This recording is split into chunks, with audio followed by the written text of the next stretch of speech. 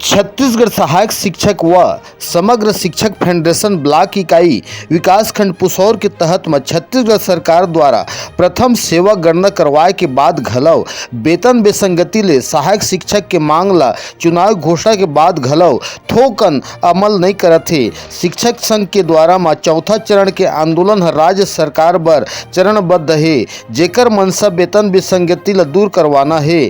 जहां भूपेश सरकार के 4 बछर घलव बीत गए, ओकर बाद भी सहायक शिक्षक के मांग ले दरकिनार है। तेकर बर पुसौर शिक्षक संघ के द्वारा में सरकार बर आर पार के लड़ाई लड़े के खातिर में अब भूपेश सरकार के निवास में जाकर के हल्ला बोल घेराव कर सरकार ला अपन मांग के बिगुल ला रायपुर में जाकर के शिक्षक संघ के द्वारा में जन सैलाब के साथ में हुंकार ला लगाही। जहां सहायक शिक्षक संघ के उक्त मांग के खातिर में रायगढ़ बीजेपी नेता जिला मंत्री रथु गुप्ता पुसौर धरना ठौर में पहुंच करके छत्तीसगढ़ सहायक शिक्षक संघ के आंदोलन में अपन उपस्थिति के शिक्षक शिक्षिका के मांग ला जायज बताई से। जहां समर्थन में जनहितैषी गोट ला घलव कही से।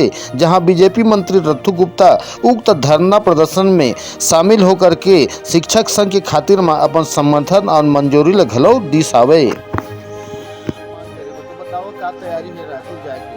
देखो हमार छत्तीसगढ़ सहायक शिक्षक समग्र शिक्षक फेडरेशन के आह्वान पर 6 तारीख ले हम आंदोलन में अनवरत रहे, हम ब्लॉक स्तर पर बैठे रहे। लेकिन हमारे प्रांतीय टीम द्वारा यह निर्णय ली से हमारे प्रांत अध्यक्ष द्वारा निर्णय लीन है कि 11 तारीख के हम एक रैली के माध्यम से मुख्यमंत्री आवास घेरबो और हमारे पुसौर ब्लॉक में भी सैकड़ों की संख्या में हमारे सहायक शिक्षक नवनियुक्त प्रधान पाठक साथी और शिक्षक साथी मन रायपुर पहुँची और वो मन अपने जायज मांग जो वेतन प्रथम नियुक्ति तिथि से वेतन विसंगति दूर करवाना है ओकर पर आवाज बुलंद करही। अगर शासन प्रशासन हमार ये मांग ला नहीं मानही तो हमन ओकर खिलाफ जंगी आंदोलन कर देबो। हमार जो प्रांताध्यक्ष महोदय प्रांतीय टीम अगर चाहे तो महापंचायत भी करबो। हमन किसी भी हाल में हमार मांग ला पूरा करवाबो ही।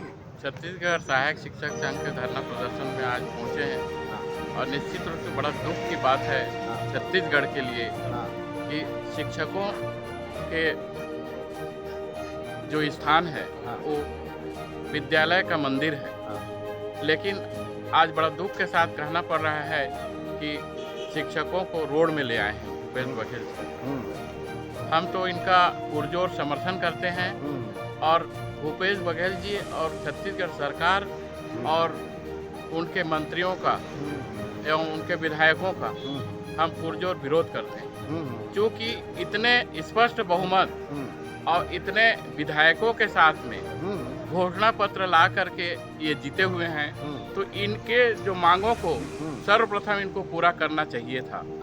और जब 4 साल पूरा हो गया, 4.5 साल पूरा हो गया, आज भी इनको कान में सुनाई नहीं दे रहा है और यह इनके मांगों को पूरा नहीं कर रहे हैं, जो कि नाजायज है और इनको सड़क की लड़ाई लड़ने के लिए छोड़ दिया गया है। मैं तो कहता हूं कि ऐसा कभी भी नहीं होना चाहिए, क्योंकि आज परीक्षा का समय है, बच्चों को शिक्षा देना है। लेकिन चूँकि ऐसे स्थिति में यदि छत्तीसगढ़ सरकार 4 साल नहीं की, उसके वजह से इनको रोड में आना पड़ा, तो उनका काम को बहुत जल्दी पूरा करना चाहिए। और वो इतने बहुमत के साथ में है, अभी बजट का सत्र भी है।